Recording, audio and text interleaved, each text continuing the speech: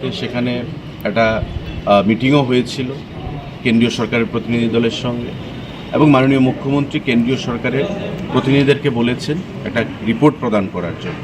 এখনও সেই রিপোর্টটা আসেনি, কিন্তু আমরা চাই, আগেও বলেছি যে কৈলাসহর এয়ারপোর্ট নিয়ে আমাদের চিন্তাভাবনা রয়েছে, কিন্তু বর্তমান যে স্থান রয়েছে তাতে বড় এয়ারবাস বা বোয়িং বড় মাপের কোনো বিমান ল্যান্ডিং করতে পারবে না। এটিআর ল্যান্ডিং করতেও সেখানে অসুবিধা রয়েছে, তাই জমি অধিগ্রহণের বিষয় রয়েছে। কিন্তু জমি অধিগ্রহণ করতে কম থেকে 400 থেকে 500 কোটি টাকার প্রয়োজন। তো সেটা কেন্দ্রীয় সরকার, রাজ্য সরকারকে সিদ্ধান্ত গ্রহণ করতে হবে।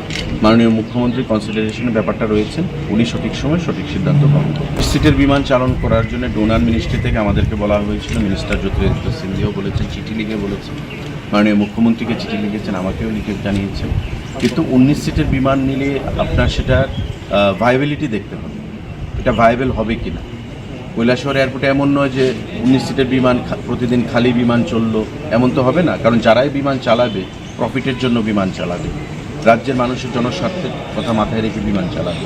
সমস্ত কিছু বিচার করে বিবেচনা করে আগে সেটাকে রিনোভেশনের কাজ করতে হবে। এখানে যে এয়ারপোর্টের যা নমুনা, যা রানওয়ের যা নমুনা, সেটাকে রিনোভেট করতে হবে, তারপর বিমান চালানোর ব্যবস্থা করতে হবে। তাই মাননীয় মুখ্যমন্ত্রী গোচরের বিষয়টি রয়েছে এবং কেন্দ্রীয় সরকারের গোচরের বিষয়টি রয়েছে। সঠিক সময়ে সঠিক সিদ্ধান্ত হবে, এটা সময়ের অপেক্ষা। কখন হবে কেন্দ্রীয় সরকার এবং রাজ্য সরকারকে যৌথভাবে সেই সিদ্ধান্ত গ্রহণ করতে হবে।